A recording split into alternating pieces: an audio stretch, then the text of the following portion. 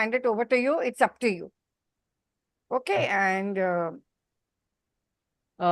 you can share the link on the Facebook, Lalit. Okay, so good evening, everyone. Here we are on the platform of Metamorphosis and on another hard-hitting topic which connects real world into the pedagogy and the skills of life as we nurture the young children of tomorrow, the educators and the trainers and the mentors in the education system coming forward to bring a change in the mindsets of educators, parents, and in general, overall, a human race. So today's topic, as it is a cultural conditioning, as we are going to talk about it, a cultural conditioning is a process through which we absorb and interpret the influences, norms, and messaging from our environment and translate them into what we believe to be acceptable behaviors. Each of us operates within an environment that consists of many types of cultures and subcultures, some of which overlap. So before I forward and this to the host of the day, I will request the technical help to switch on the song, please.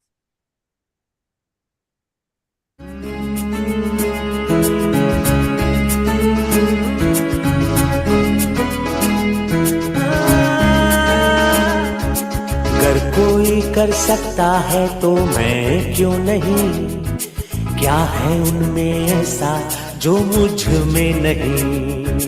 अगर कोई कर सकता है तो मैं क्यों नहीं, क्या है उनमें ऐसा जो मुझ में नहीं।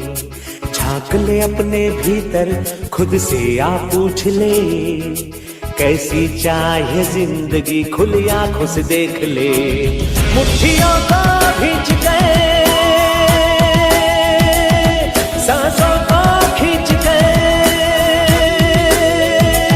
मुट्ठियों को खींच गए, सांसों को खींच गए, सबसे टकराने को, शिखर पर जाने को मैं तैयार हूँ, मैं तैयार हूँ, मैं तैयार हूँ, मैं तैयार हूँ।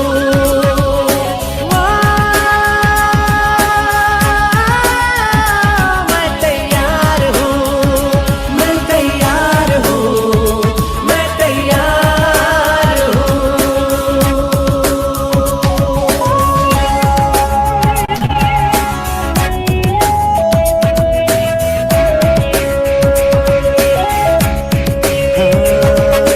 मुश्किलें हो कैसी भी मेरे हौसलों से कम है, अंधेरों को चीर देंगे इतना दम है। मुश्किलें हो कैसी भी मेरे हौसलों से कम है, अंधेरों को चीर देंगे इतना दम है। आओ हाथ बढ़ाएं, कुछ करके दिखाना है, सारे बहानों को आज से आग लगाना है। मुट्ठियों को खींच गए, सांसों को खींच गए, मुट्ठियों को खींच गए, सांसों को। Thank you, Laliji. Wonderful. So, cultural conditioning, how the world influences our beliefs. The correct order for the process of cultural conditioning is observation, imitation, reinforcement, internalization, spontaneous manifestation. Cultural conditioning refers to the process by which individuals learn and adopt the beliefs, values, and the system prevailing in our culture. So I hand over today's session to the host for the day today, Dr. Anjum Qureshi from India. And over to you, Anjum ma'am. Please take the lead. Thank you very much, ma'am. And yes, I welcome once again all of you, all the eminent speakers. We have Meenakshi ma'am, Dimple ma'am, Dominic sir, Nahid sir, and we also have a very interesting topic today, that is cultural conditioning.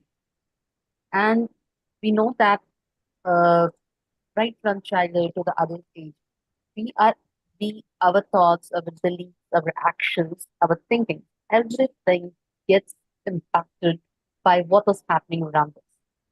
And yes, of course, this is what where cultural conditioning comes in. And we are learning every day to whatever is happening around us.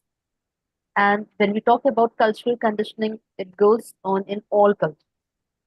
but the specific behavior that the people acquire, the precise content of their conditioning, it will vary from group to group.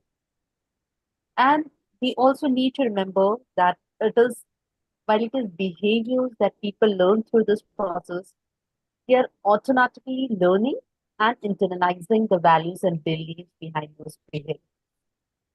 So now I would like to call upon our first speaker for today, Yeah, Meenakshi ma'am. Yeah.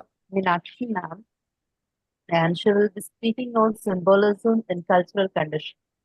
Over to you, Meenakshi. Good evening, everyone. I hope I'm very audible.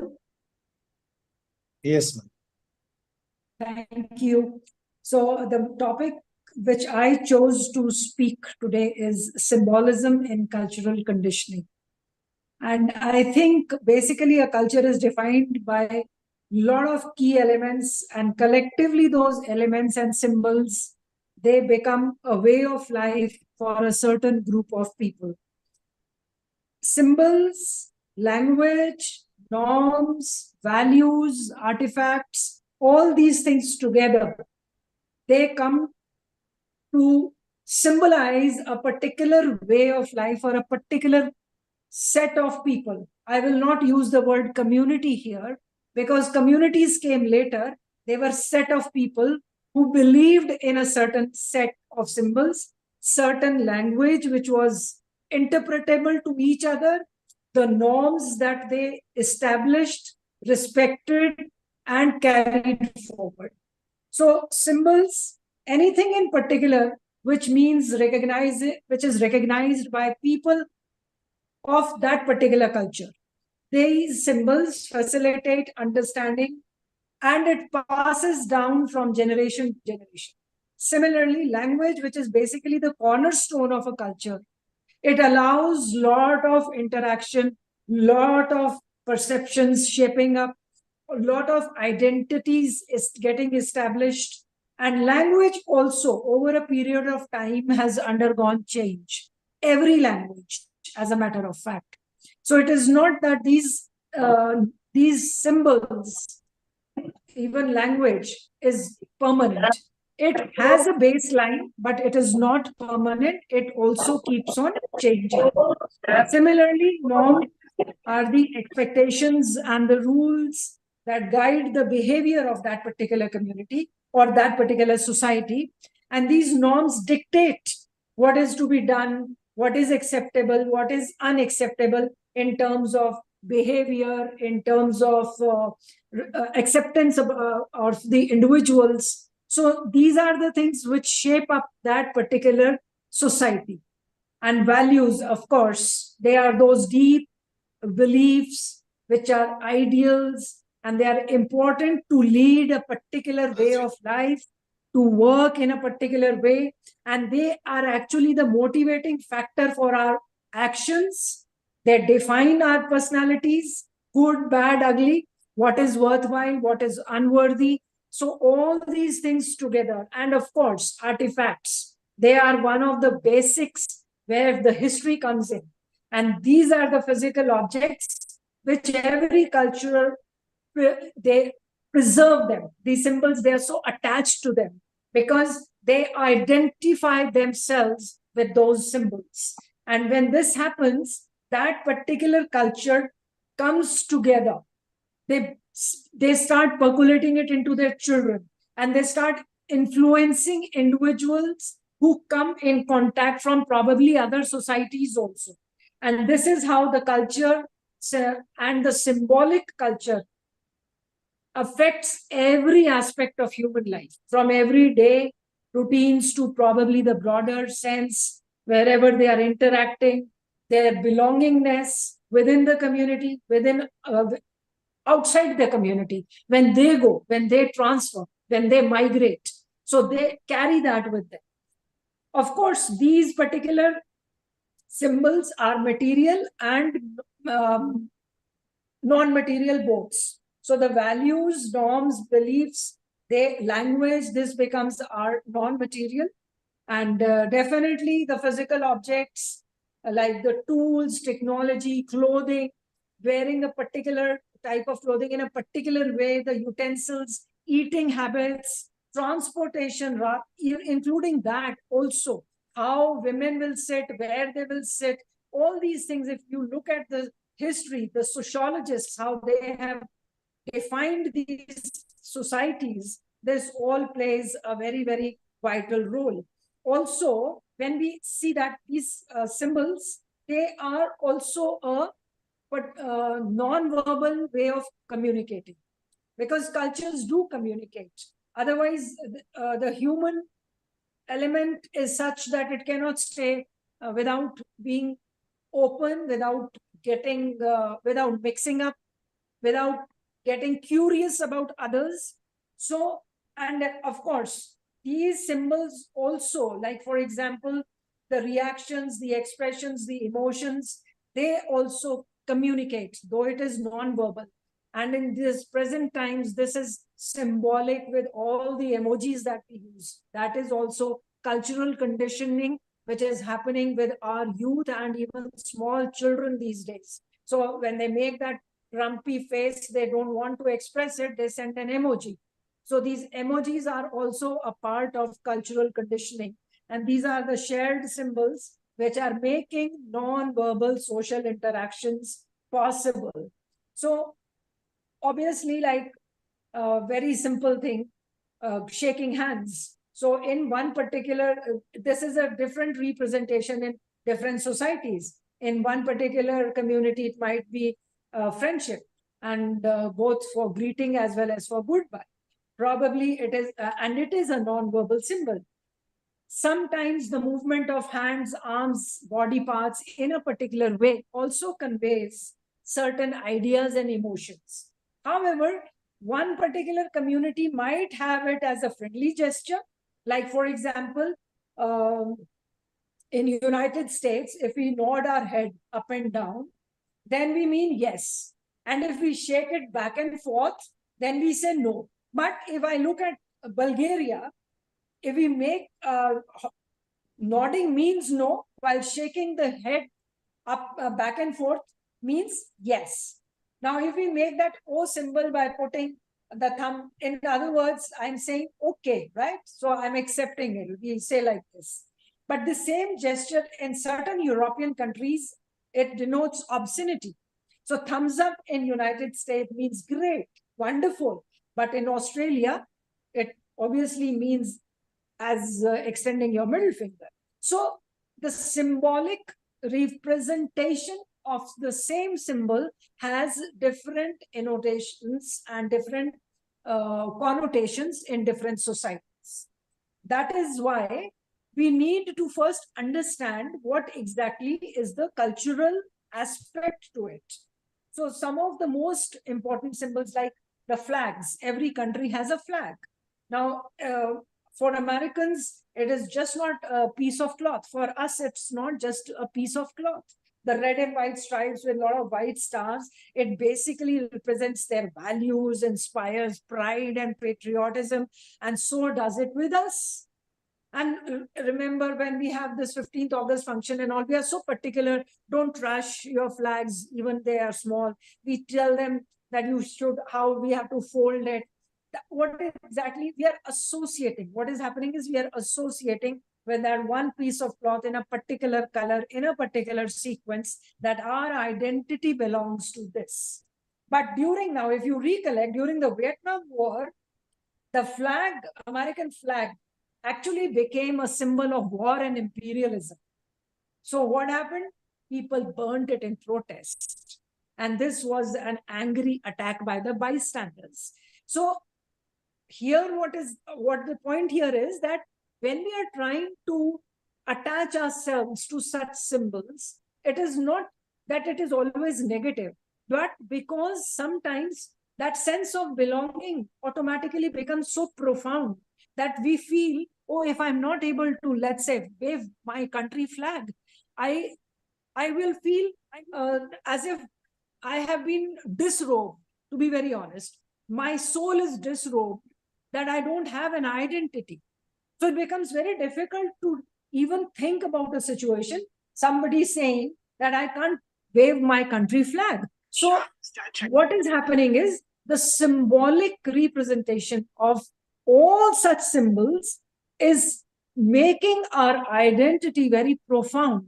And to prove ourselves true to that symbol, we are working in a direction where we talk about morals, values, ethics, and then one very important thing, that we stand together for that flag.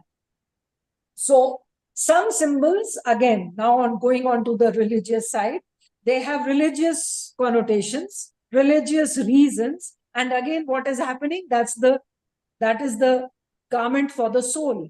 So our soul feels so enriched. The Star of David, if you see now, 17th of March is going to be St. George's Day. And that clover, if you see, it is the Holy Trinity.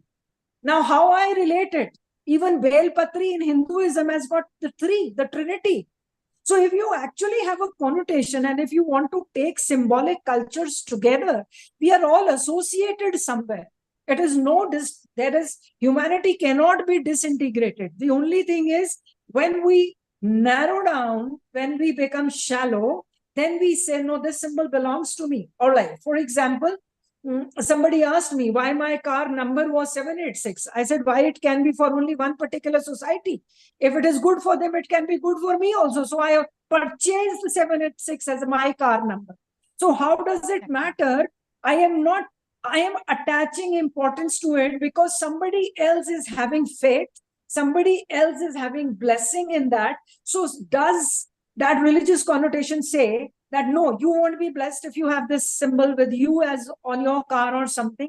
So my point here to make is that our identities, whether they are religious, whether they are as individual societies, are definitely attached to certain symbols. And when these symbols are, sorry to say, disrespected, then, there is a little, not little, obviously, we feel shattered, we feel cheated, and we feel really, really very bad that are we actually humans. So this is what I feel. Now, if you look at Ek Omkar, if you look at the symbol of Om, they are so profound. And even they say that it manifests, because when you chant something, it resonates with your body. How is it that it can resonate with only one particular community's body? It is just a chant. It has got nothing to do with God. It is a symbolic representation of getting your mind-body alignment. So that is my MBA, mind-body alignment with certain symbol. And then I'm able to control that symbol and say, wow, I'm feeling good, I'm feeling energized, I'm feeling blissful. That is what exactly is the power of these symbols. And that is how these symbols come to stay in our societies, come to stay with us, and they come to take us forward. They don't come to retrograde us or degrade us as humans. They give us strength, and we need to respect the symbolism, because this is how the cultures get developed. So for sure, all the important things in our life have a symbolic value. And definitely then comes the language, because language is something which is so important to us. I say that like if I look at the linguistic aspect of it, the Spanish numbers, the numerals, as they appear, it has got great affinity to Sanskrit, Nobe, as they say, Navam, as they say in Hindi, and Sanskrit, Nav, No. So how is it? That means the representation of the symbol can be different, but that language, the way we speak, becomes over a period of time probably easy, because I could not pronounce it like that. Like, for example, I'll tell you a very simple thing. There's this beautiful hill station called Chakrata in there, ahead of Dehradun. And here it is not a myth or something. We have the Lakshagriha there, where the Pandavas stayed. And then this place called Chakrata, when the Britishers explored all the mountainous regions because they could not stay in the plains. Now, when they went to this place, obviously because of the high altitude, they felt dizzy. So the local community there said, "Kya hua saab? Chakrata, chakrata." So he said, "I'm asking what place is this?" And the moment they said Chakra, basically they were asking, "Aapko chakkar aa raha hai kya?" And this place came to be known as Chakrata, because when this British gentleman came back, he said, "I visited a beautiful hill station which was called Chakrata." It was not Chakrata, it was a village which has now lost itself and its identity, but that famous name Chakrata has come to exist, and it is a district now. So what I'm saying is the language also plays a very, very significant and vital role. Like, for example, if you are in a foreign country, you don't understand the language, you don't have the dictionary, and your phone battery is dead. Now what? So the symbols, the gestures, the smile, everything becomes handy, and that actually helps you communicate. So those are the cues from where we say that the symbolism of language is very, very profound, and it goes a long way to establish the identity of one society. Maybe they become friends, and obviously all human relations in every physical setting, these symbols have a purpose. They motivate us, they influence our actions, and also they decide our direction, where we are going to be and where we are going to establish ourselves. So if you actually see, like, for example, the signs and symbols on the road, now they are perceptible objects. They are just not symbolic to cultural conditioning, but they denote. You just see, okay, a hairpin bend, you'll slow down, right? Or you see that zigzag arrow, so you know there are two consecutive curves that I'm going to get, so you slow down a little more. So not every symbol and every sign belongs to any community, but they belong together to humanity. If the road signs and symbols are to be considered, they do not belong to any community, they belong to humanity, right? So symbols and objects and images, most of the time, they are also abstract. They basically move away from the physical objects, and their relationship sometimes can be ambiguous for one, but unconsciously it plays a role. Like, for example, there are certain words which I feel should not have been used, but the other person has been conditioned to use those words. So that is symbolic to his way of speaking. I am not conditioned to accept that language. Now, what happens in such cases? In such cases, we say, do not feel stressed, because you need to deep dive that from where this person is coming.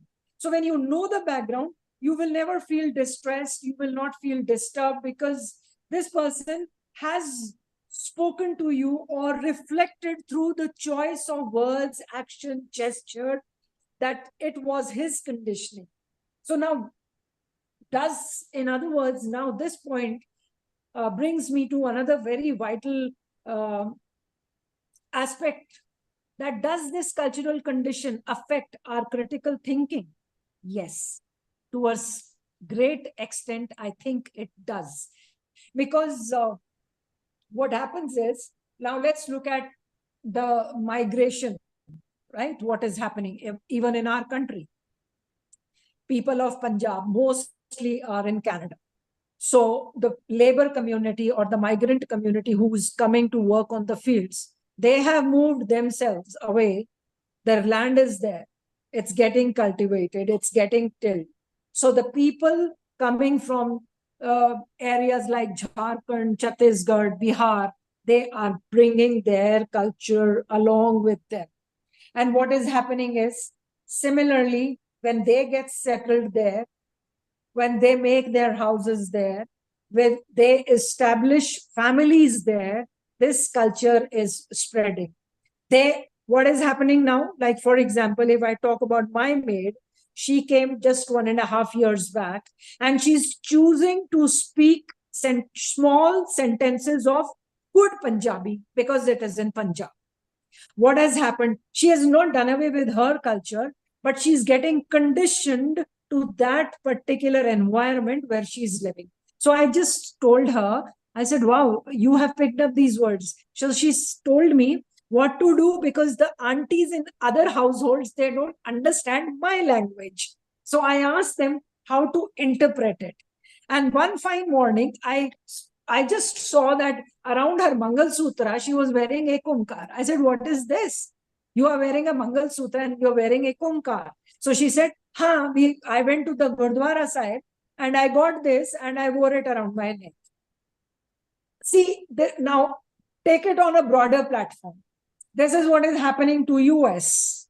The South Asians and Hispanics have actually mixed with the white community so much, and the cultural conditioning is reflecting there in their critical thinking abilities. Because the cultural heritage moves as a baggage, the way the individuals are going to critically think about the government, the moral judgments, the decision making, the organizational successes, all of this is going to get affected, because when one culture moves to amalgamate with the other culture, it is not just the people who are interacting, it's the whole baggage of emotions, gestures, every festival, every way in which we talk, exude our emotions to each other. Everything is getting transmitted, transferred, and definitely it gets absorbed also.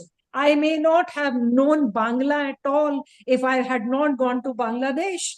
I may not have never known what is Sehri, what is Namaz for 5 times, what are they called, and I may not have known how Ramzan is basically celebrated.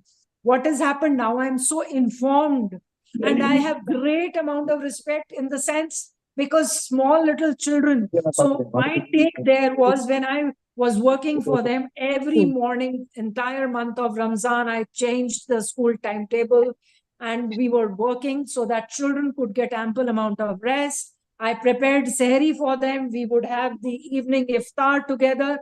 It was such a beautiful experience. But the whole thing is accept this conditioning that cultures come, bring their symbols, ask us, educate ourselves, imbibe it, stay positive, and move forward.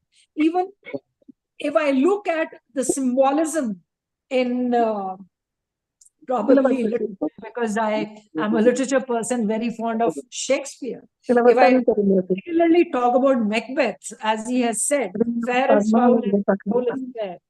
So the witches, the symbolic, you can say, witches are predicting everything. The entire play revolves around the supernatural. He has got the owls, the porter's scene, and Malcolm, he says the forest is moving. The forests never move. What was that symbolism? That symbolism was that these omens start working when man becomes evil and wicked from the thoughts. And this is what we teach in all our cultures, niyat, intent. If that is wicked, this is symbolic to all your bad karma, which comes back to you. So if I see it, it is all one. There is no disintegration of it. But when we have to teach, we might ask children to delve deep into different areas so that they have their perspective and come to an understanding. Yes, this did affect my critical thinking, and I learned a lot from it. So the alternatives are always there. We do get influenced by different cultures, but the conditioning cannot always affect the decision making. To a great extent, it does affect our decision making. Now, it also depends. Like my decision making was affected when I was in Bangladesh. When I was in Haryana, my decision making on that culture was absolutely different, because here the culture was different, the symbols were different, the communication was different. But did it stop me from taking the vital decisions which were in favor of taking students to a brighter light of learning, absorbing, respecting, adapting, that different cultures teach us, they do not disintegrate us. This is exactly what I wanted to say. So, in this culturally diverse and globalized world, and moving more towards globalization, all differences of opinions, differences in so-called decision making, we might not like, we might agree very reluctantly, but definitely the individual backgrounds play a very vital role there.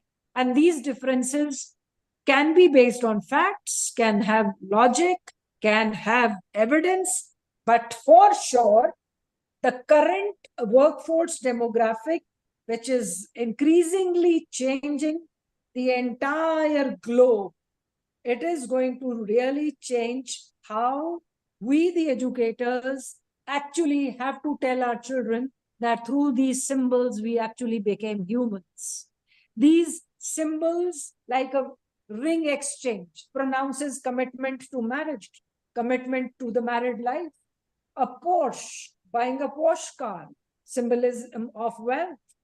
Definitely, me going and standing in front of a temple and bowing, or probably a dandavat also, symbolizes my faith, right? So when we go out to accept the symbols, we are reassuring that our identities also get reaffirmed. They also follow a certain norm, but that norm should not be, here again, I reiterate one important aspect to it, that any of my norms should not be an impediment to learning, growing, and disintegrating the human values. The core remains that humanity must survive above all symbolism of any cultural symbols. They must first be the human values, and then we respect that, yes, here the norm is like this, we respect it, we accept it, we adapt to it without questioning too much. Where the question arises, when it can lead to impediment of growth in learning, not only growth in monetary and material growth is absolutely out of context. Growth in mind, body, and spirit, if that is getting impeded, I would love to challenge those cultural symbols. They cannot impede. If those symbols are impeding, definitely they should be done away with. Though it is a very daunting task, it is not easy, but it must be taken up, because education enlightens all those symbols which bring the humanity together, the children to accept the world as one, to accept the color of skin given by God, and to accept that in him, her, or me, and she, everywhere, there is one resonating force which is keeping us alive. And that resonating force has only one symbol, and that symbol is the symbolism of humanity, which has got no shape. It can come in any form. Kindness has got no shape, no form. That is symbolic to humanity. It can come anytime, from any corner, from anyone, even from an animal. We have seen so many places, and we have seen so many videos where these symbols come back to us, reassuring us, recapitulating that everything can survive only with great amount of positivity, which again has no symbol. But we always have a plus sign for positivity and minus sign for negativity. Definitely anything that impedes must be done away with. And with this, I would love to say that symbolism in cultural condition should be only for growth, not to impede the child, the adult, and above all, the human mind and heart to be aligned together in its journey to achieve one important goal. And that is that when I leave the world, people should remember me for my words and my kindness, which were symbolic of my character. Thank you very much.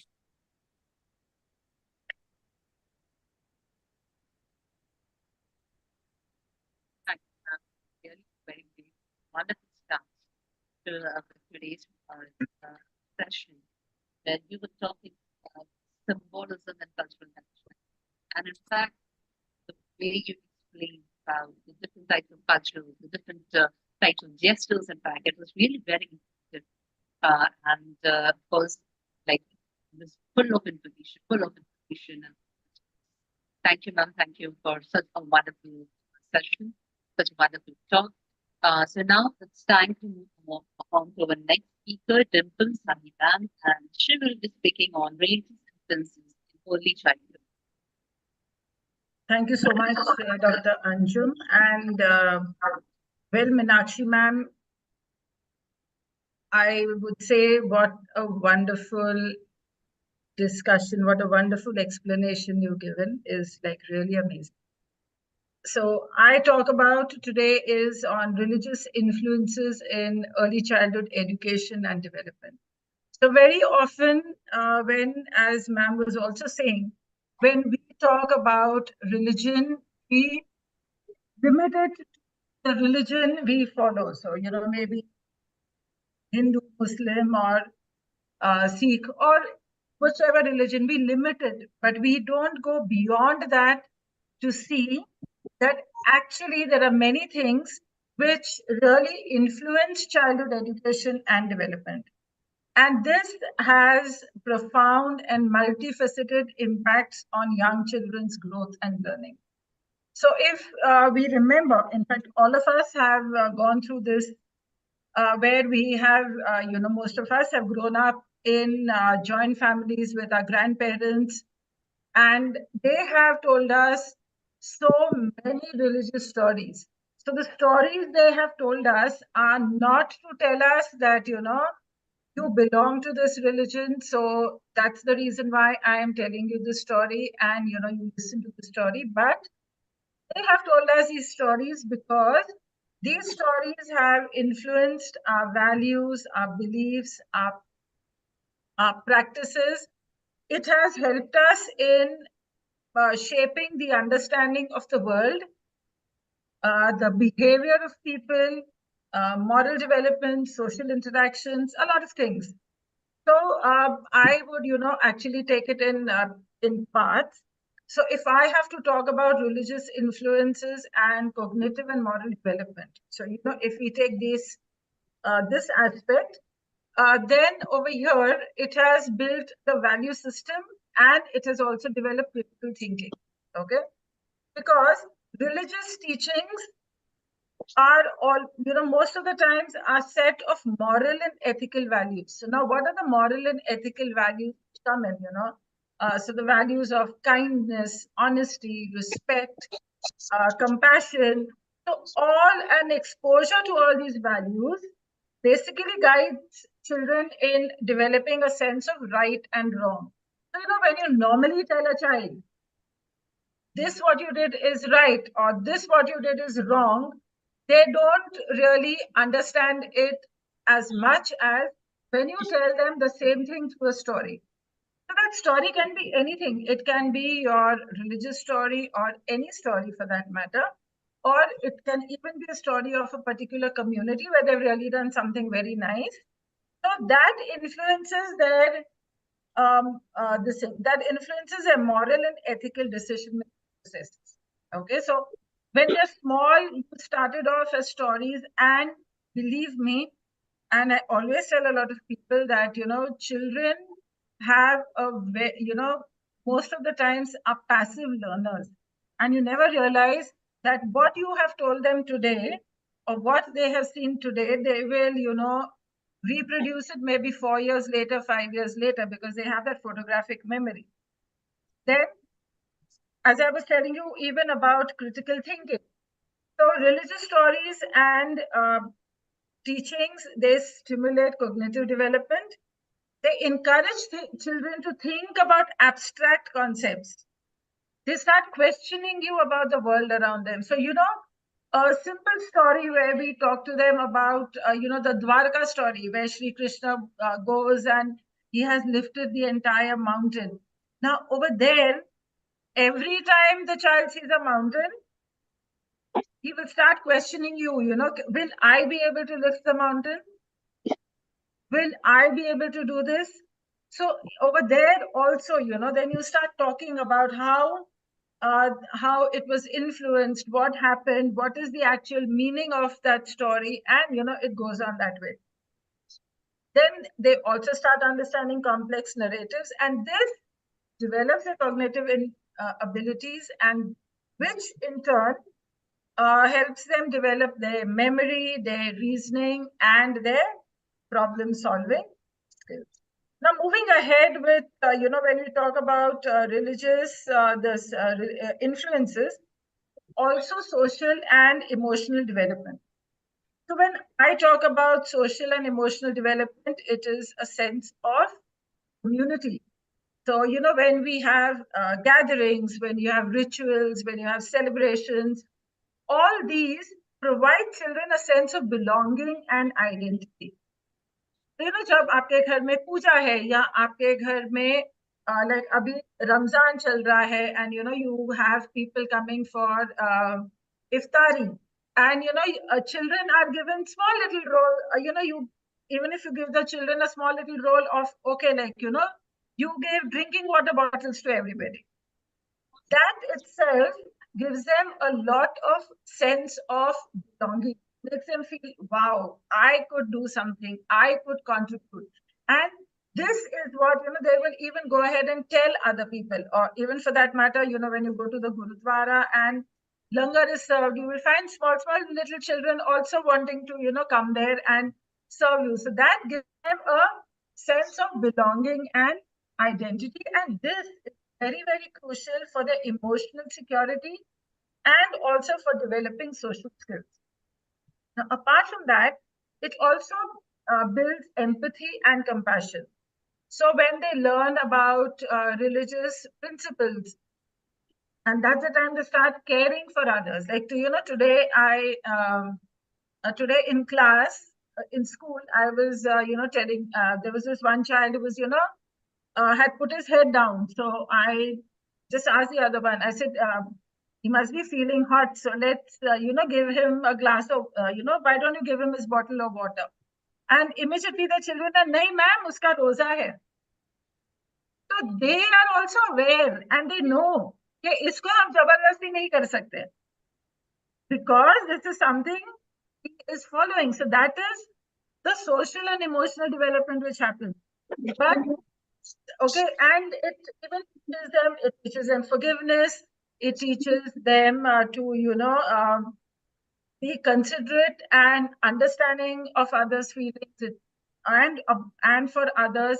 So normally when, you know, we talk about religion, we just keep it limited to, you know, a very small, what would I say, a very small periphery. But actually it is, you know, it's a vast thing. Then moving ahead, I would also like to tell you about cultural and identity formation. Okay. So when we talk about this, religious education, it introduces children to many different traditions, many cultural histories. It also gives them an exposure to appreciate other religions. It gives them, you know, to accept diversity at a very early age. And, you know, if we look at it in India, most of our festivals are agricultural based or season based festivals, right? So even over there, so most of them are like that. But what have we limited them to? We've limited them to religion.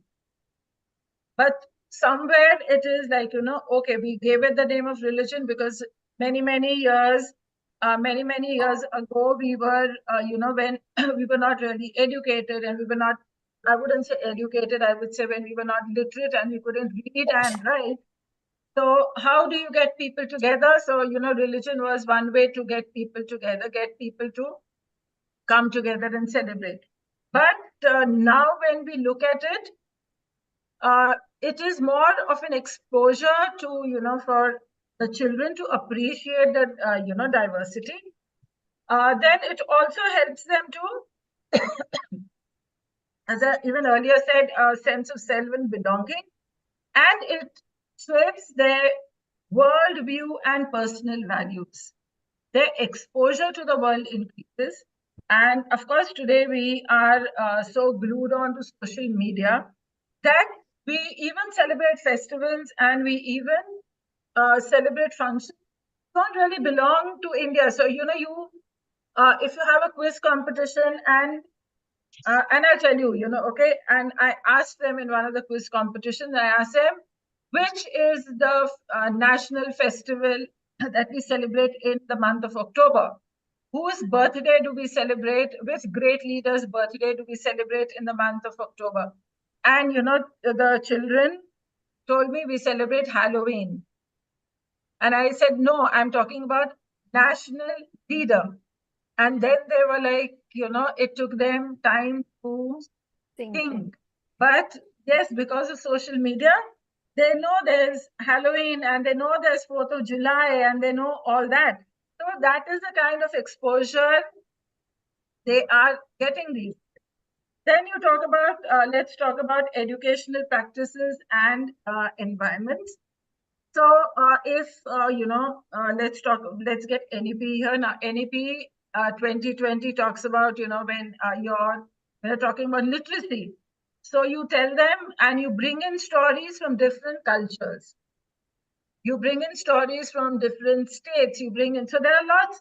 So, you know, that is a kind, so even over here, it plays a very central role in the curriculum, in the instruction, where you can integrate religious teachings with academic learning. So you can, you know, you can give them a lot of scientific aspects to a lot of things. Yeah. Like, you know, fasting. Now, fasting can also be a detox of the body. Or, you know, when you have Gudi Padwa and we hang that sugar wala mithai and neem ka patta and water. So all that, if you have all that, that is also like, you know, it's very good for your system. So all that also comes in.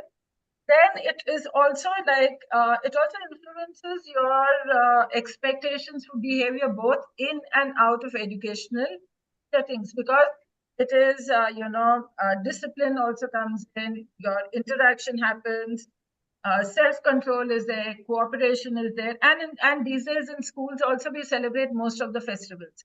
We will have Garba, we will have Ravan Dahan, we will have kite flying, and we celebrate Pongal and Makar Sankranti. So all this together basically teaches children a lot of things. Understanding hai, discipline hai, all that gets, you know, celebrated. Now, again, moving ahead, it also talks about diversity and inclusivity, because when we balance our religious teachings with respect for diversity and inclusivity, at times it does get challenging, because how we present that, how we explain it to the children, how we go about it, makes a lot of difference. How the children understand what you are trying to tell and what they go home and tell also makes a lot of difference. So yes, there are times when celebrate a certain festival and you do have situations where next day, you know, you start getting messages over the email that, you know, this was told to my child and, you know, this was not the way it should have been done. So again, over there, we have to, you know, very carefully plan out things, or for that matter, even inform the parents beforehand that tomorrow, you know, this is what we are going to be celebrating, so that the child is also prepared and there are less challenges for you. So in conclusion, I would say that religious influences in early childhood education and development deeply affect children's moral, cognitive, social, and emotional growth. And these primarily impact positive growth. They foster a sense of ethics, community, and understanding of cultural diversity Of course, yes, it is very, very important on how we really go about doing it, because the children are small and, they have impressionable minds. So we've got to be very, very careful on what we are celebrating and how we are doing it. Thank you, ma'am. Please have a glass of water, ma'am. Yes, ma'am. Over here. It was really great listening to you, ma'am. And like you talked about is the culture the different types of cultures that we are having. Of course, and especially in the childhood days, whatever we see, whatever we see around us, whatever we learn in school, actually we carry it throughout our life. It really makes a great impact. And we are discussing about so many great things that we are implementing. So thank you very much, ma'am, for this wonderful talk. And now it is time to listen to one more educator, Dominic sir, and he will be speaking about cultural conditioning in the classroom environment. So over to you, Dominic sir. Thank you, ma'am. Our topic today is culture and conditioning. All of us know what is culture, and all of us are familiar with conditioning because we have experienced all this in our lives.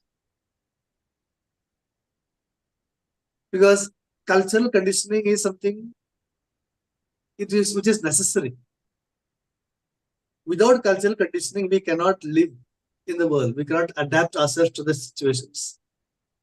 So when we are in India, we are conditioned by the culture of India. If we move to a different country, we have to adapt to their culture. So cultural conditioning is something very, very crucial. Okay. Now, let me see.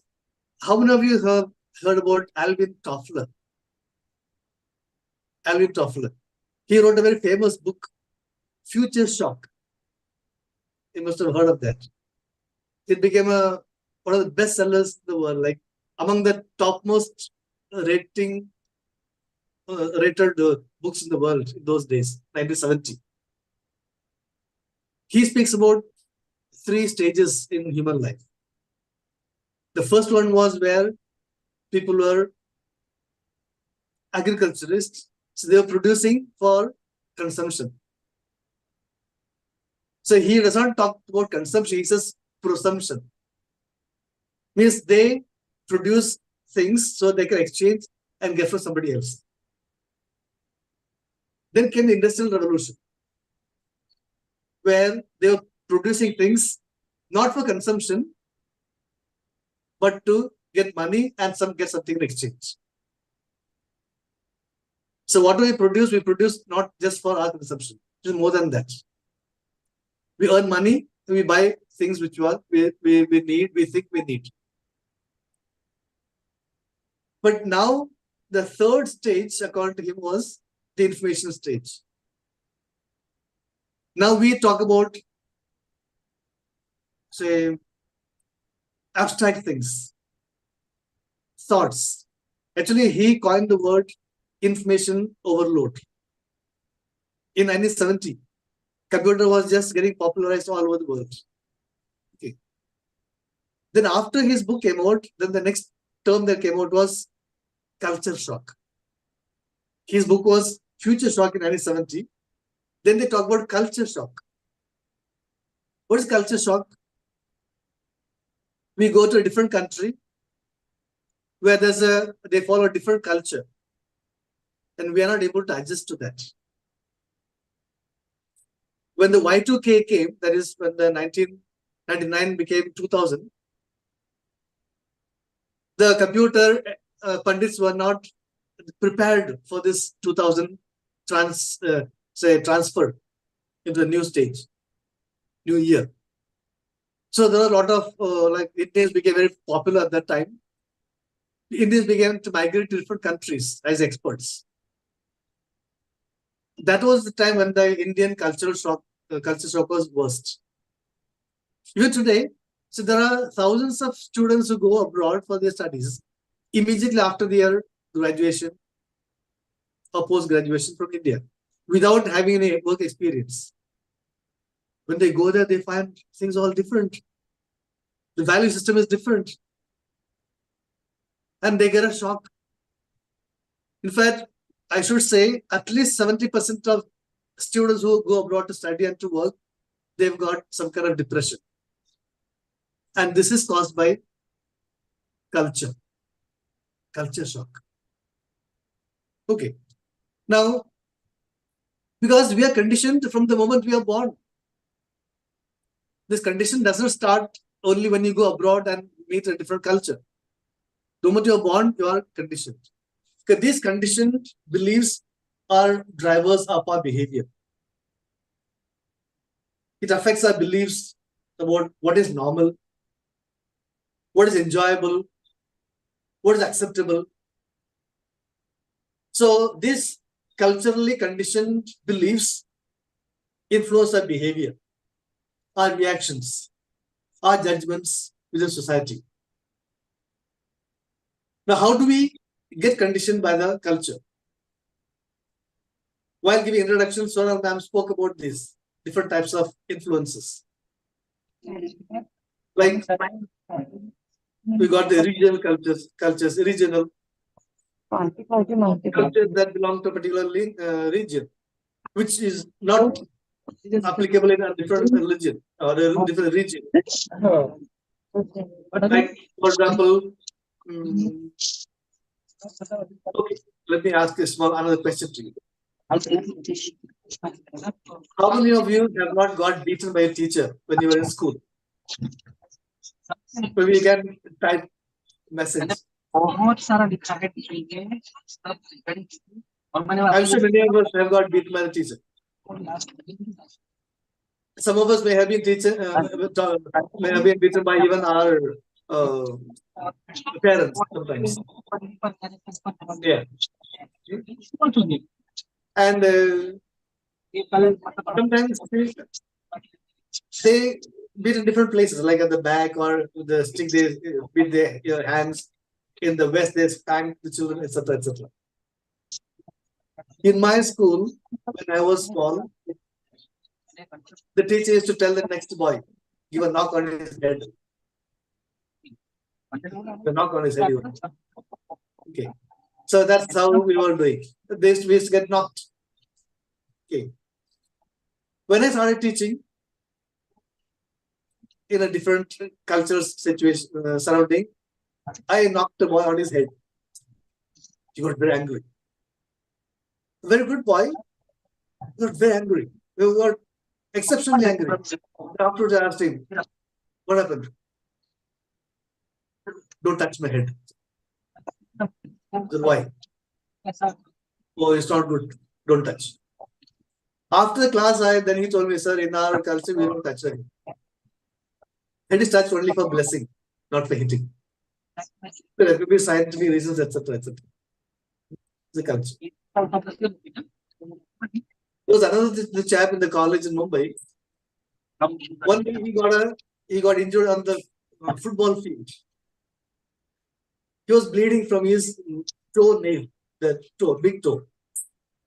I said, come on, let me put some medicine, let me cut the nail. The nail has come out almost 90%, just hanging.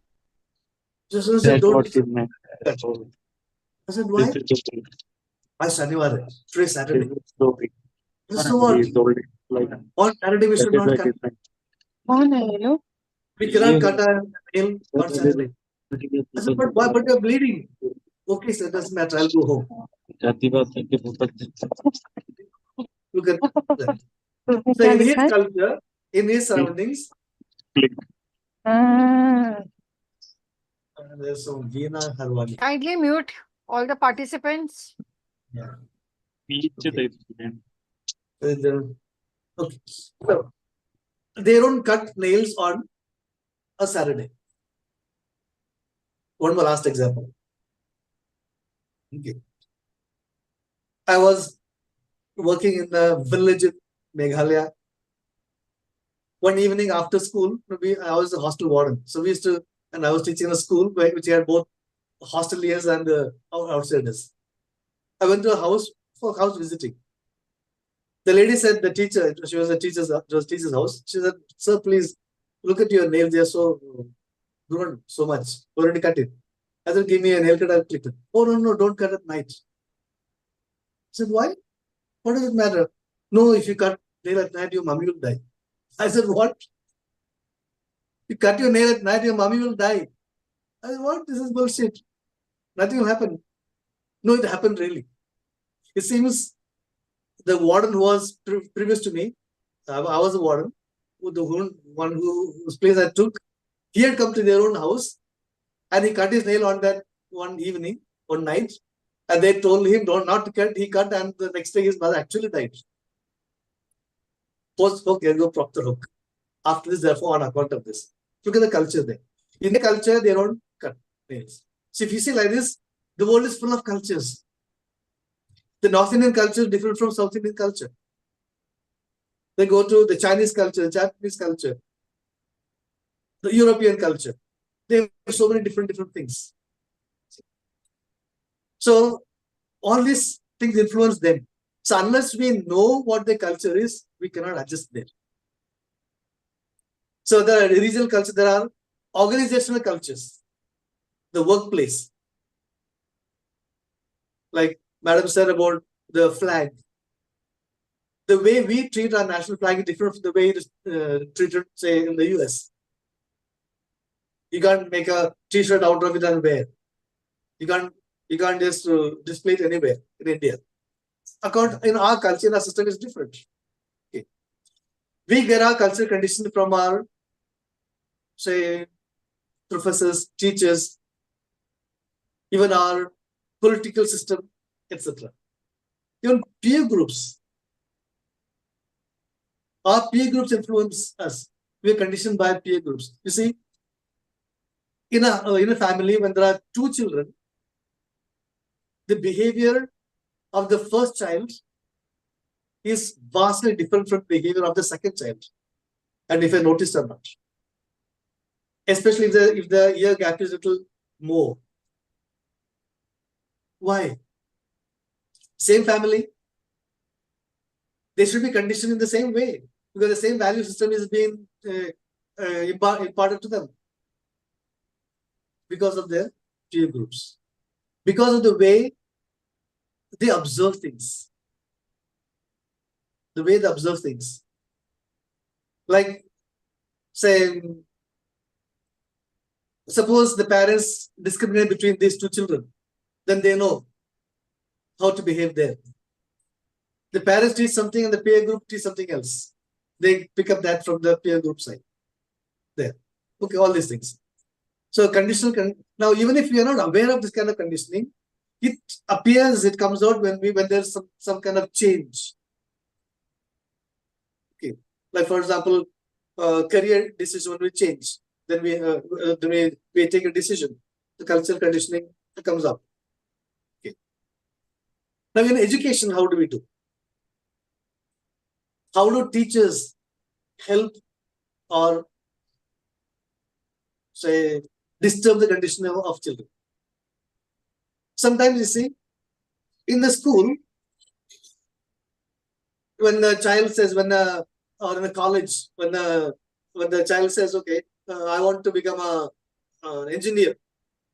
A girl says, I want to become an electronic engineer. I want to become a mechanical engineer. They say, what? The girl, mechanical engineer? Oh no. You become a computer engineer or go for some nursing, go for something else. So we are stereotyping them. Mechanical engineering is for boys. So this is just one example. There are things like this. A boy says, I want to become a journalist. Arey, journalist, what are you going to do? How much money are you going to earn? That's for girls. Let them do that. Do something where you can earn more money. Okay? So we push boys into the STEM fields. We push girls into the other ones, softer ones. The teachers do that. And sometimes, like when a new batch starts, the teacher makes someone as a monitor. Most of the times, the teacher, if it's a co-ed school, the teacher makes the boy a monitor. And the girl a second monitor. I'm speaking more about India. I don't know other countries, but it happens like that. So we are again already conditioning them. There is one. Take another one in an English medium school or say in a college. The students come from different backgrounds. Say for junior college, the students come from different language backgrounds. So the teachers are more friendly towards those who talk in English. So we give preference to the English speaking community. Again, we are conditioning them as if they are better than the others. A boy who does not speak well in English may be good in some arts, some dance, some singing, whatever else. But these English speaking ones are brought to the limelight in the beginning. That's why you'll see many times in the junior colleges like in Mumbai, like the higher secondary schools, those children who come from multilingual backgrounds, in the lower standard, they lie low because they don't have the confidence. By the time they come to 12th standard, they come up. They get more confidence. They're able to understand English better. Again, it's the teacher's work. Religious education. I remember when Rishi Sunak was taking the oath in the UK, he took the oath on the Gita, on the Bhagavad Gita. He spoke highly of his religious background. That's it. So we are conditioned by our religion. Okay. And even not only that, see, children are conditioned even from the economic background. We have English medium schools. In India, if you see, there are state medium schools, CBSE, ICSE, IB, etc. Who goes to the IB? Those who have plenty of money. Who go to ICSE? They need quite a bit of money. At CBSE, again, the parents are a little more educated than the others. Others go to state board. Not the state board is bad. Not the state board is bad. They're excellent. Excellent. Look at all our leaders, our political leaders, all our scientists. They all came from state boards. Look at our political leaders currently, even now, in Delhi or in your own states. All came from their own vernacular mediums. Very few were English educated when they were till class 10. But they have become great. Are you going to say, oh, they come vernacular medium, so they are not good? I must confess, I am also from a vernacular medium. When I finished my 10th, I could speak hardly a sentence. That's it, you see. Vernacular medium is not bad, but then we make a distinction economically. Oh, those who are able to pay more, they go to that school, that particular school there. Those who are not able to pay, they go less. So we are conditioning them accordingly. See? So, like, this is how we keep on conditioning people. Like even another thing, in the classroom, even at the college level, see in some colleges, boys and girls are not allowed to sit on the same bench. They can't sit together. Because if you go to other countries, they got separate seats, individual ones. In India, we don't have that, not in all the colleges. Sometimes they two sit together or three.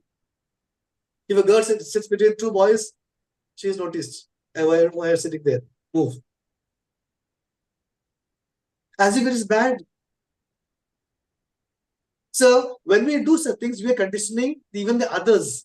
They're saying this is bad. Look at this girl sitting with the boy. So we are giving that impression to the children. Oh, sitting with the boy is bad.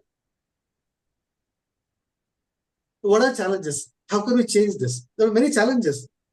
Because this condition, first of all, this condition is in the society, in the tradition, in our history.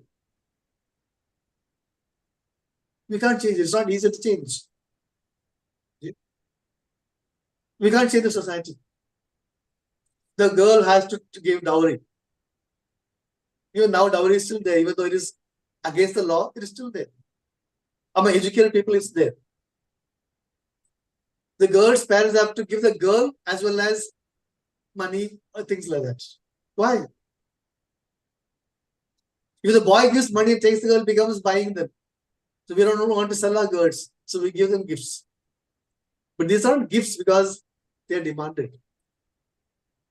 Gifts are given gratis, not demanded. See? And there's, of course, another important thing is we don't want to change. We don't want to change. Or we say this is not in our culture. But as for about Halloween, Halloween is not in our culture. Friendship Day is not in our culture. Especially what was that? Valentine's Day.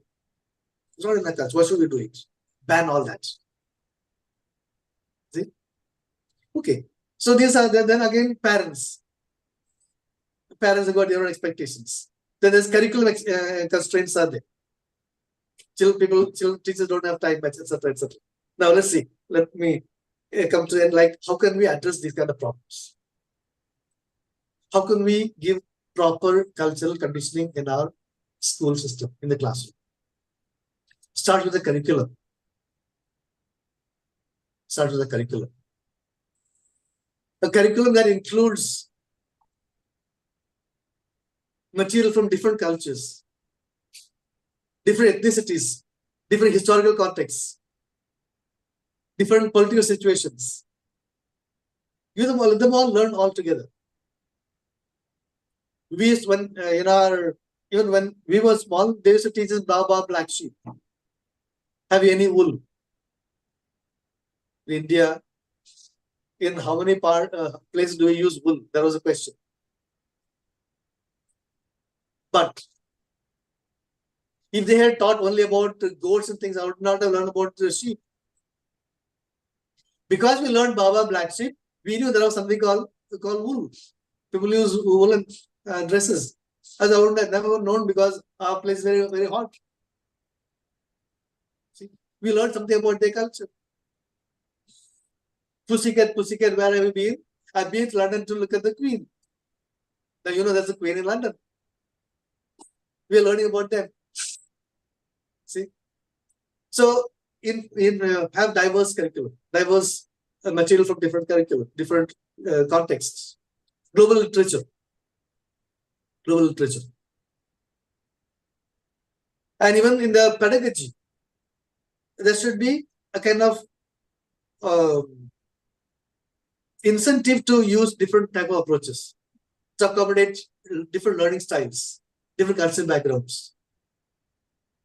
Multilingual support. You need not speak English like the British, like a native. You need not speak. By looking at the way an Indian speaks English, we can find out from which part of India he is or she is. A Punjabi speaks English in a different way than a Keralite or a Tamil or someone from the Northeast or from Mumbai. We can find out the accents. Should we try to speak like the Americans or the British? No. I'm sure all of you have heard our former President Pranab Mukherjee speaking in English. The first time I heard, I was a little bit worried, a little bit shocked. Why does he speak with this kind of diction, this kind of pronunciation? Then I thought, maybe that's his way of doing, his way of talking. Then after I traveled to a few countries, I saw that the French speak English like the French. The Italians have got a very strong R. R. We say R, they say R. It's very strong. The Spaniards have got a very strong R. French has got a very guttural R.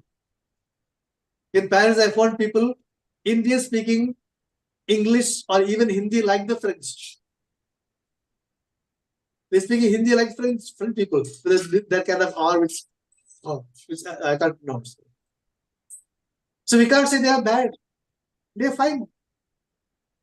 Why should a Spaniard try to speak like the British? No. speak English like the Spanish, like a Spaniard. We should support that. Otherwise, we put down those children who speak like the natives. You can't do that. And again, media literacy. Media. So many the ideas we get from the media. Okay. So now we have to teach children to differentiate the facts from fiction. What is good, what is bad. Critically evaluate the culture and identity. Critically evaluate. We have to teach them that.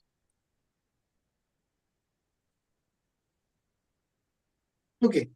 And so encourage students to question the cultural narratives sometimes. Then let them have open dialogues about cultural conditioning, about privilege, about identity. When there are people who try to bully somebody else, find out why that bullying happens. And try to have a dialogue. Cultural exchange, that's a very good thing.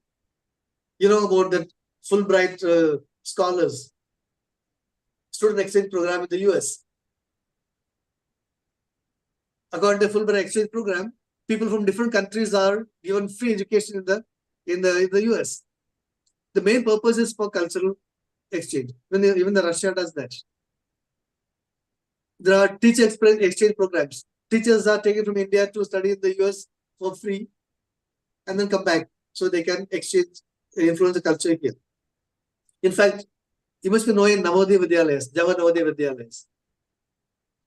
When I was working there many years back, they had a system where when the child goes to class 8 or 9, from one region, the child is transferred to a different region.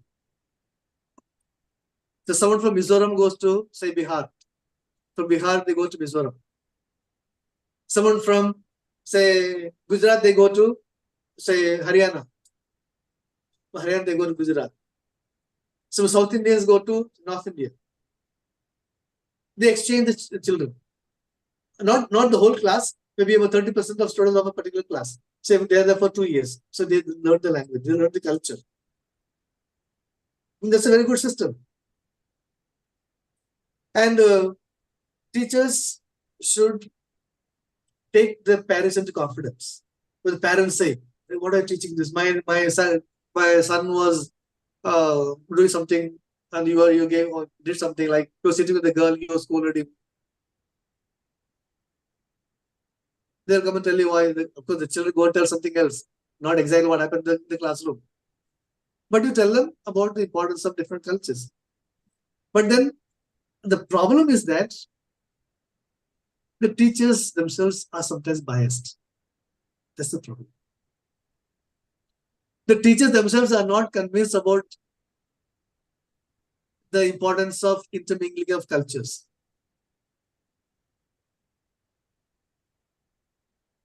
That is the problem. For this, in the teacher training, they have to be taught. The teachers cannot be biased. I may not like a particular set of activities, a particular, like for example, a small example. I may not like to eat like the Chinese or the Vietnamese or whatever. But I can't say their eating is bad. I may not like to eat frogs or snakes or cockroaches. But I don't tell them, oh, they're all bad people, they're eating snakes. No. Even if you don't like, it's their culture. If you're there, you're going to eat it. Imagine you're living there for 10 years, you'll be starting eating them also. See? But accept each culture. So teachers must understand cultural differences. Here, while teaching, make a conscious effort not to distinguish between the children. As I said earlier, between the different sex genders, different sexes, boys are different, girls are different. No, they are in all the fields. Or between maybe the economic backgrounds, the linguistic backgrounds. No, try to keep them all as one. You can talk in 2 languages or multi-language in the class. It doesn't matter. What important is that is valuing with them. Okay.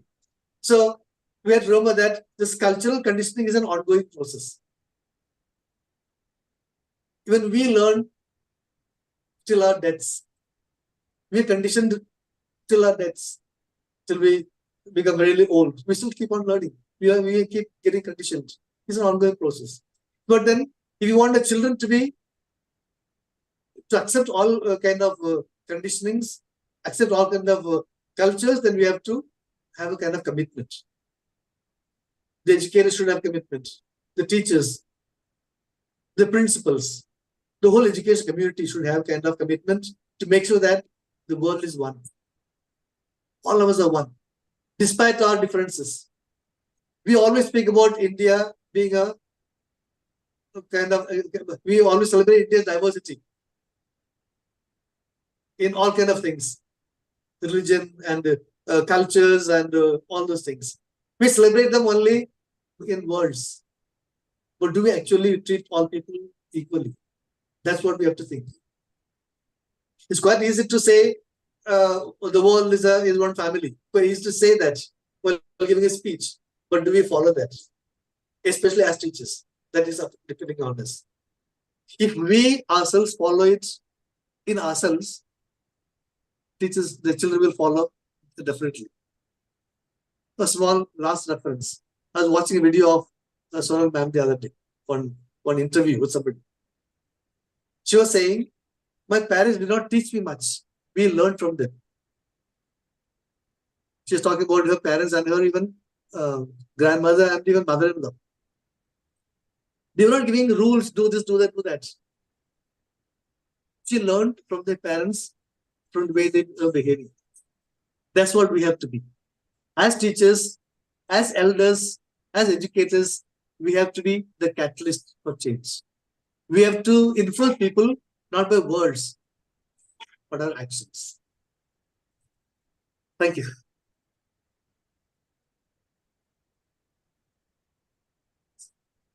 Thank you.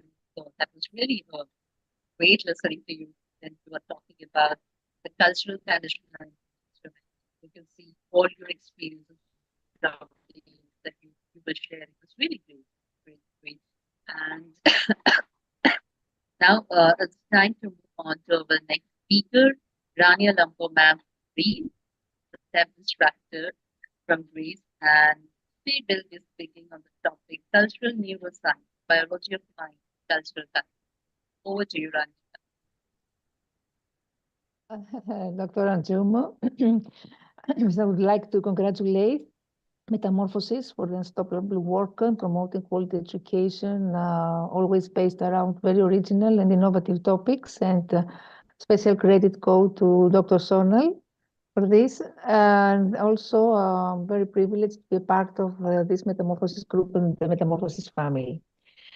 So my topic will be, of course, cultural conditioning, but in relation to what we call cultural neuroscience, which is considered as the social life of our brains.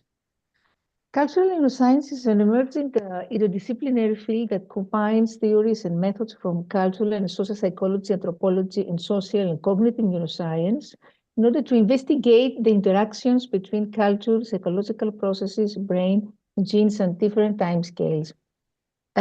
So this emerging research discipline actually investigates cultural variations in psychological, neural, and genomic processes. So the two questions are important here. How do cultural characteristics, such as values or beliefs or practices, shape neurobiology, so shape our genetic and neural processes and behavior at the same time, and how the human brain gives rise to cultural capacities and then transmission across macro and micro time scales. Actually, research in cultural neuroscience shows cultural influences on the neurobiological mechanism of processes of the mind and behavior, because culture actually tunes the structure and functional organization of the mind and the nervous system, including processes of emotion, of cognition, and social behavior. Environmental and developmental approaches play an important role in the emergence and maintenance of culture, culture serves as we could say an evolutionary adaptation, protecting organisms from environmental conditions. And cultural variation in the human mind, brain, and behavior serves to build and reinforce culture throughout the life course. So this specific, very interesting field actually includes a wide variety of research and provides a unique lens through which we can study cultural differences.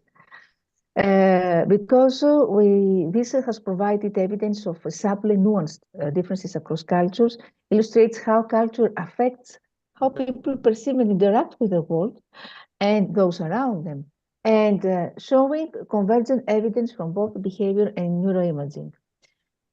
I can share an example. For instance, we see that cultural differences exist in the ventral visual cortex in the brain, and many studies have shown this. In a study that was found, a specific study, it was found that East Asians were more likely to keep their eyes focused on background scenes than Westerns, who would instead focus more on the central objects, such as a giraffe in a savanna. So it is important to know that, of course, cultural neuroscience is not about classifying people into categories. It's not about this. We don't want to show that differences in brain activity among cultural groups are hardwired. On the other hand, instead, we try to demonstrate the opposite. How our brain is shaped by and responds to our sociocultural environment, how flexible, how malleable it is in response to its surroundings. So integrating the study of culture with neurobiological processes improves our understanding of the relationships between brain behavior. Using neuroscience to understand cultural influences on the brain is very beneficial because much of culture rests outside of conscious awareness. And using brain imaging techniques, for example, allows researchers to get these processes that are not readily available at the conscious level. I said that there are a lot of evidence that the cultural psychology demonstrates that culture influences psychological process and behavior in humans. And not only the human brain support the transmission of cultural values, beliefs, and practices via a neural mechanism of imitation, but culture also dynamically shapes brain function across multiple time scales.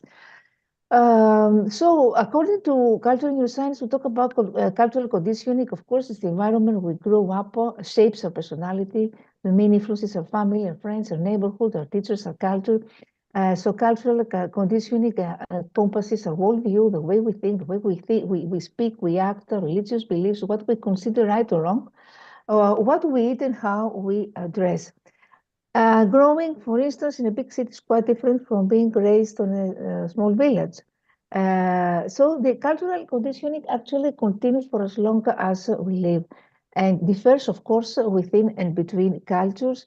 So awareness of our cultural conditioning is important because many of us, we are blinded by ignorance and habits. We are totally, I think, unaware of our own conditioning. Awareness is important because it allows us to observe our conditioning and sometimes to let go of a bias or a prejudice or stereotypes and things like that.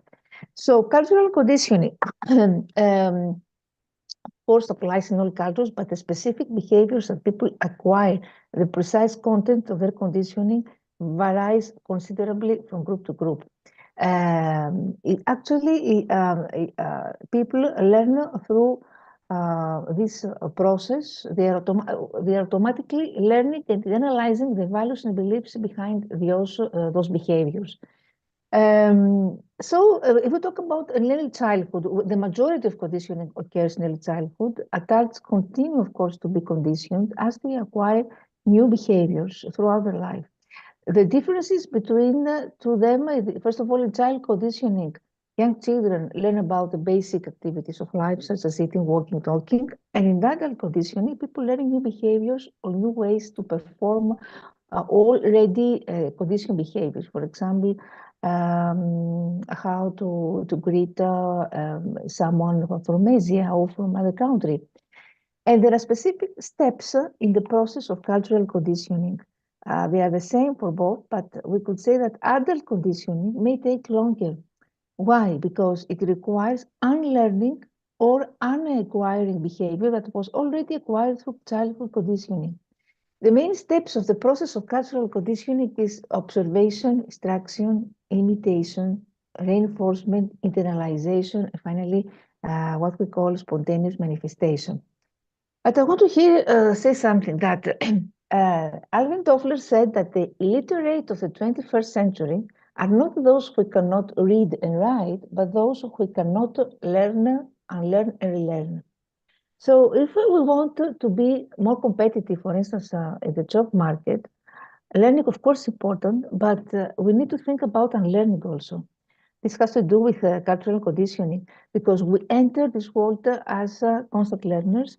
Long before we enter the first class at preschool, we have already acquired a lot of knowledge and information about this world. And our acquisition of knowledge continues to expand as we grow and as we expose to people in our surroundings. While, of course, this helps us become informed, intelligent, at the same time starts to shape the programming of our mind. Even more influence our behavior and attitude every minute. So the programming of our mind is cultivated by the culture we grew up and within the environment we live in. Without our awareness, we become culturally conditioned. And this creates rules and guidelines for everything we do. We gradually grow into a proper and competent adult in the culture of our home country.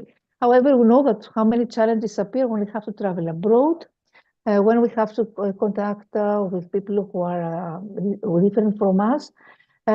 So we focus on learning, but I think that it is the unlearning that unlocks our mindset and changes our perspectives. Unlearning is never easy. Yes, it's never easy because we will face internal resistance as we challenging the ways our mind has worked over the past decades. However, unlearning is very rewarding and liberating because it unleashes the ties around our mind. So for career development, if I focus on this, unlearning is even more important than learning. Learning soft skills, for example, is helpful, but it's only limited to adapting our techniques. On the other hand, unlearning your cultural conditioning shapes your mindset, expands your fixed perception, breaks down your limitations. So unlearning, in my opinion, leads to deeper learning.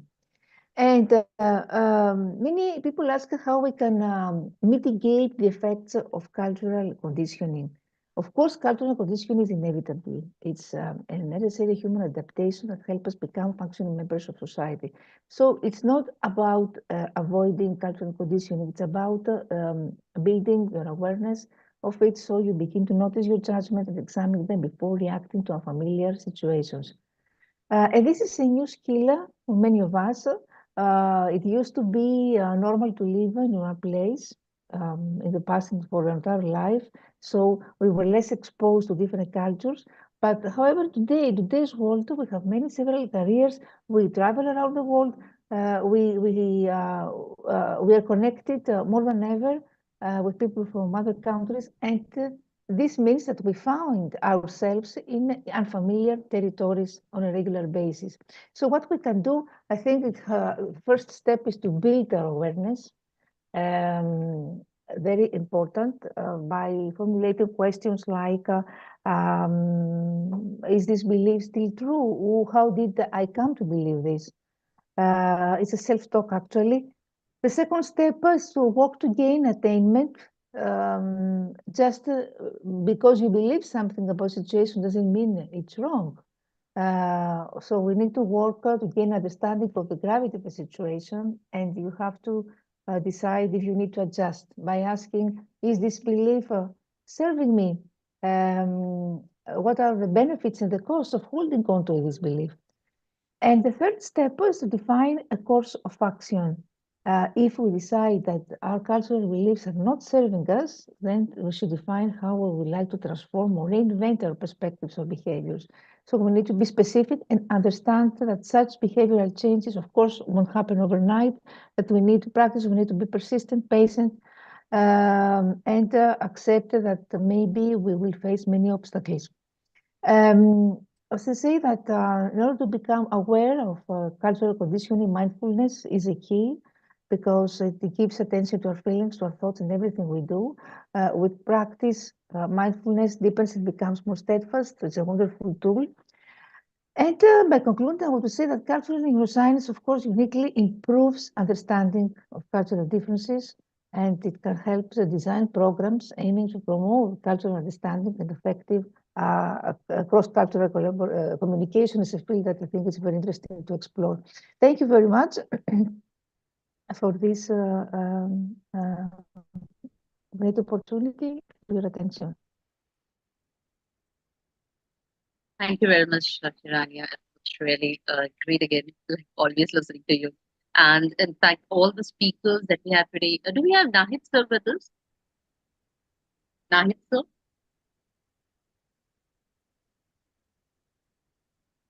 In between. I don't understand why sir left in between. No idea about it. Yeah. So So we I can think have we're a review. Yeah, we done can with have all a the review. speakers. Yeah. Or we can have a review of a session for 5 minutes. And Yes. if there is anything that someone thinks something is left out related to the topic, Yeah, sure. So anyone want to now, highlight anything? yeah, now the forum is open for the speakers and also our dear educators who have joined us for the session. So anyone of you would like to speak something on the topic or share something, the forum is open to you. Rani ma'am, you were about to share some PPT? Or can we do it next time? No, finally, I presented it to lecture. No. So I I'll decided just not to ask present. you, I'll just ask you a question related to the topic of today. Yes. When we talk about the cultural neuroscience as the topic of today is there, and when we blend the cultures, we are actually blending the culture of the way your method of teaching is and the Indian method of teaching is. What do you think in so many sessions that you have been a part of? Do you think that a kind of cultural conditioning is taking place and whether educators are actually implementing as per the policies of different nations and whether that implementation is actually bringing that desired change? Yes, definitely is what I said that a cultural exchange, something that shapes our the human brain, it shapes behavior, it shapes our attitude, and in an extension, it shapes our beliefs, our way of thinking, our practices. If we talk about educators who collaborate each other, definitely inspire one another. They get influenced. They revise their already model of teaching, and of course they take apart, they adopt elements of the culture of other countries. This is natural. This happens natural. This is why I'm saying that neuroscience says that the human brain is shaped by these influences, cultural influences. It's inevitable, and I could say that it's very beneficial. In order to evolve, we need to adopt elements from various cultures and direct changes with other individuals. So what do you think is actually the root cause of the cultural conditioning? The root cause is their desire and desire to interact and the need to interact. And I have said before that the human brain cannot evolve without interaction. Human brain evolves only through interaction. So through this need, become cultural conditioning is inevitable. It's a natural part of the process. It's something that we can avoid. The only thing that we can do is, as I said, that we need to build awareness, not to retain your own identity, of course, and try to collaborate in fruitful ways. But to build awareness on how much you are conditioned, if these beliefs are serving you, if not, you have to change, you have to revise your practices. So this needs awareness, of course, but in the format of revision and in the format of taking fruitful Wonderful, decisions. wonderful. Thank you. Thank you for sharing that piece of information. And before I hand over to the host to wind up the session, a few introspection from my side over the years. India is a treasure trove of culture developed over thousands of years and manifested in the form of arts, works of literature, customs, traditions, linguistic expressions, artifacts, heritage sites, and more. All these create a cultural conditioning. When we take children for field trips, they come to know about these kind of teaching having taken place in the prehistoric era. So millions of people from around the world partake in, enjoy and benefit from this cultural wealth in the form of visiting India for tourism, experiencing Indian hospitality, purchasing India's handicrafts and handmade textiles, which is also a part of cultural conditioning when we tell about the children to go for vocal for local. So reading the classical literature of India, practicing yoga and meditation, being inspired by the Indian philosophy, participating in India's unique festivals, appreciating India's diverse music and art, and watching Indian films amongst many other aspects. The preservation and promotion of India's cultural wealth must be considered a high priority for the country, for the learners and the generation of next tomorrow in future, as it is truly important for the nation's identity as well as for its economy. This is mentioned in the policy document and is addressed through the following points. All the curriculum and pedagogy from the foundational stage onwards, that is from 3 years to class 2, will be redesigned to be strongly rooted in the Indian and local context and ethos in terms of culture, traditions, heritage, customs, language, philosophy, geography, ancient and contemporary knowledge, societal and scientific needs, indigenous and traditional ways of learning, etc., in order to ensure that education is maximally relatable, relevant, interesting, and effective for our students. Stories, arts, games, sports, examples, problems, etc., will be chosen when you talk about problem solving skills, when you talk about critical thinking skills. All these blend together to create a cultural conditioning also. So will be chosen as much as possible to be rooted in the Indian and the local geographic context too. Ideas and abstractions and creativity will indeed best flourish when the learning is rooted in such a way, and when educators strive their level best to blend all these aspects to create a proper conditioning from the foundational stage onwards. Over to you, Anjum.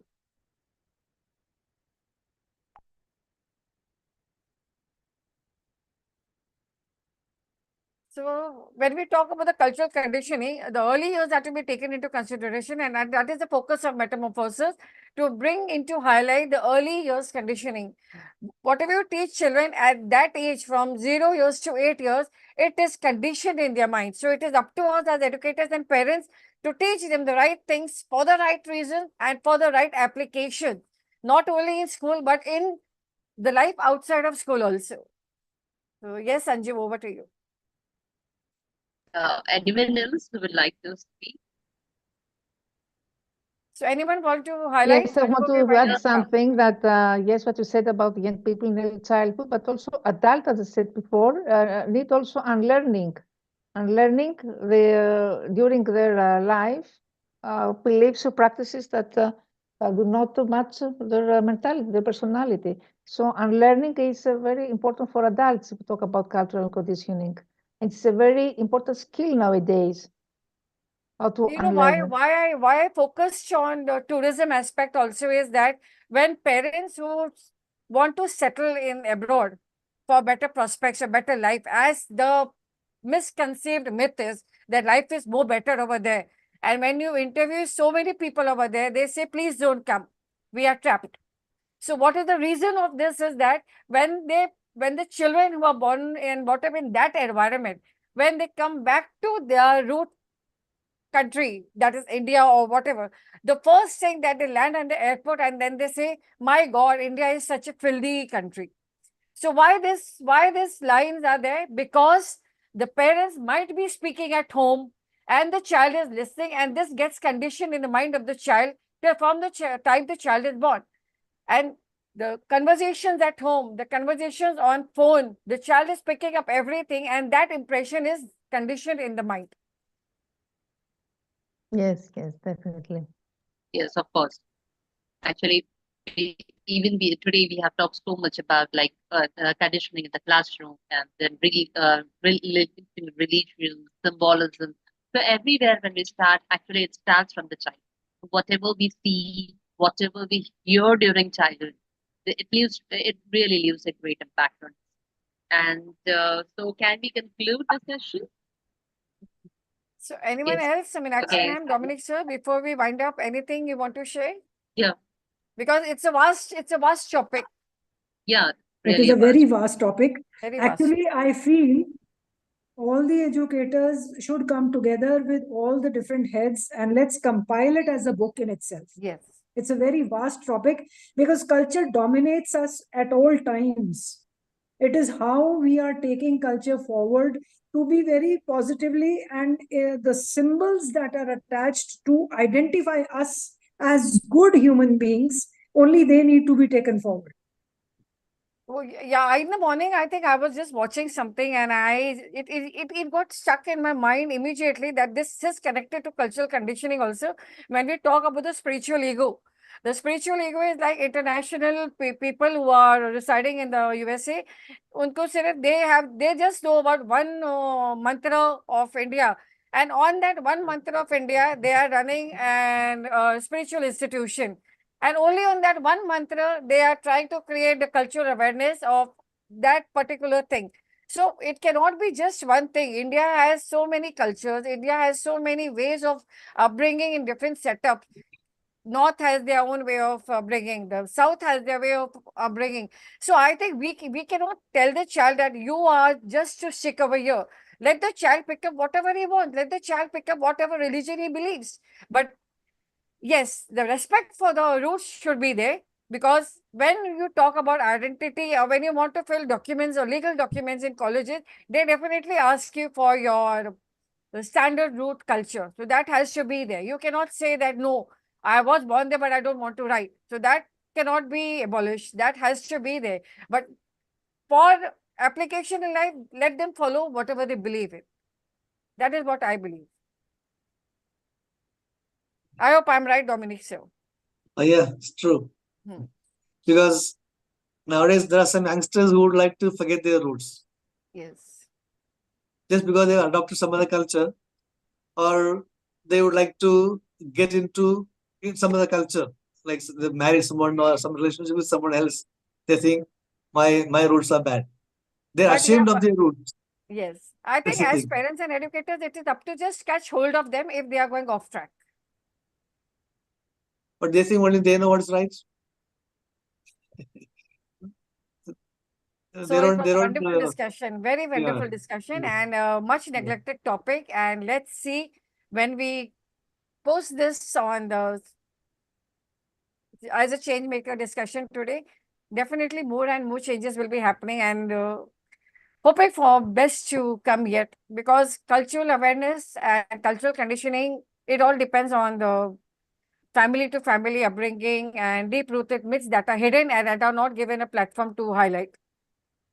So over to you, Anju ma'am, to wind up. Yeah. Thank you. Yeah, thank you, everyone.